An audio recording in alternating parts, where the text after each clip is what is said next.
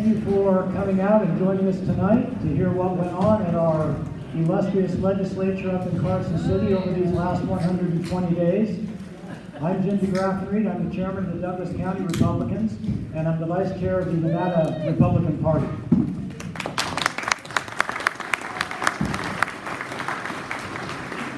We're fortunate to have with us here tonight a stellar panel, including both state and local elected officials to help fill us in on what happened at the 2019 legislature. Starting at the end, we have our clerk treasurer, Kathy Lewis, our Sheriff Dan Coverly,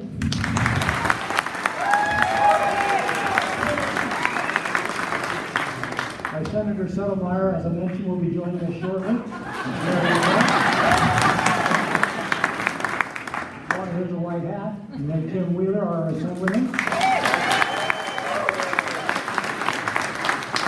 County Commissioner Dave Nelson. County Commissioner Wes Rice. My right-hand man and the source of everything that we were able to get done during the session on the state party side, Josh Skaggs, our legislative affairs director. Skaggs, baby. I believe I also saw in the room tonight Justice of the Peace Cassandra Jones over here. Minden Sanitation District Barbara Smallwood. Planning Commissioner DeVere Henderson. Planning Commissioner Dave McCullough. Commissioner on Parks and Rec, Brenda Robertson. I wanted to give a big shout out to our first vice chair of the Douglas Republicans, Jim McCallum. This evening tonight was his idea. It's been his baby and all the planning. His committee has worked extremely hard, both in the kitchen and on all of the planning and organization for this. And so a big hand, please, for this event committee putting this together.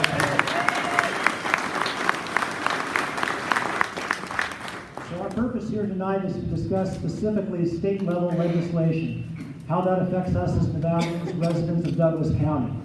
I know that we've got a number of very critical issues that are local to us here in Douglas County, but tonight's not the forum for those. The legislature in 120 days considered well over 1,000 pieces of legislation, most of it bad. And we can easily fill the couple of hours that we've got here tonight talking about this legislation.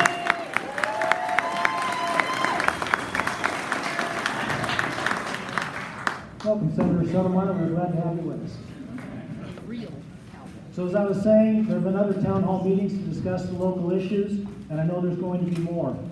For those interested in being on the record and getting input on redevelopment area 2, there is a meeting for that tomorrow. It's item 4 on the agenda at your county commissioners meeting. That starts at 1:30 p.m. up at the lake, Tahoe Transportation Center on Highway 50 and State Line.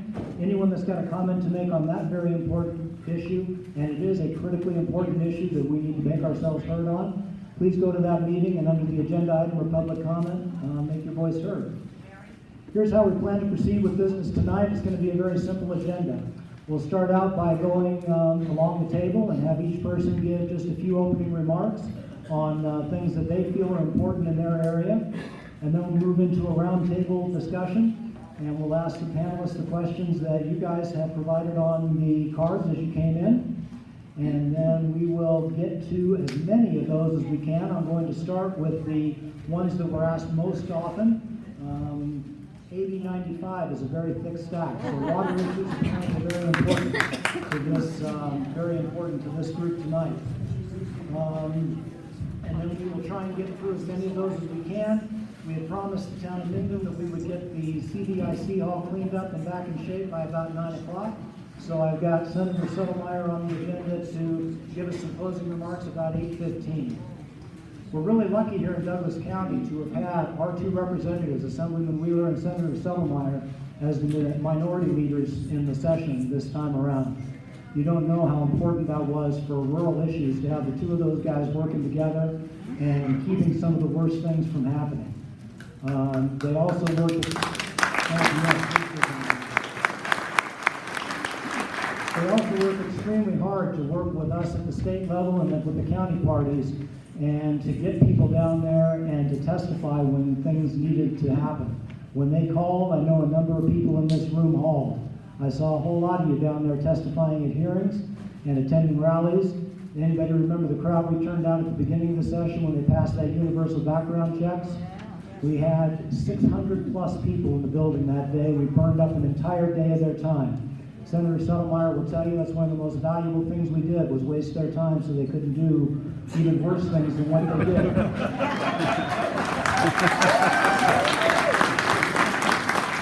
Even if you couldn't get to the building, I know a lot of you put your opinion on the legislative website, you sent emails, you made phone calls. We made sure that when these guys were doing things, that they knew that it was not something that we were looking for here in rural Nevada especially.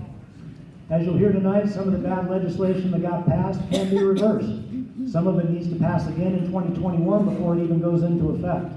That means that tonight and this legislative session wasn't the end. It's just the beginning of the 2020 campaign.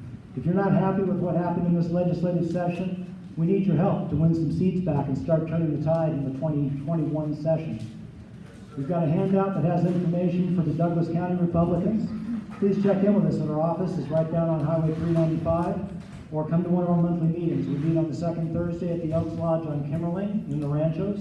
Start at 6:30, meeting at 7, and they're open to the public. Anybody can come. It doesn't have to just be Republicans. We know that there's a lot of people that are independents, nonpartisan, third party, that think a lot alike. A lot of Douglas County has similar views on things. We need everybody's help if we're going to get this job done in 2020 and take back some of these seats. We're going to do everything we can. I know the people up here are going to do everything they can, but it all comes down to you guys. So with that, let's go ahead and move on to hear from our first panelists. We'll start with Kathy Brooks.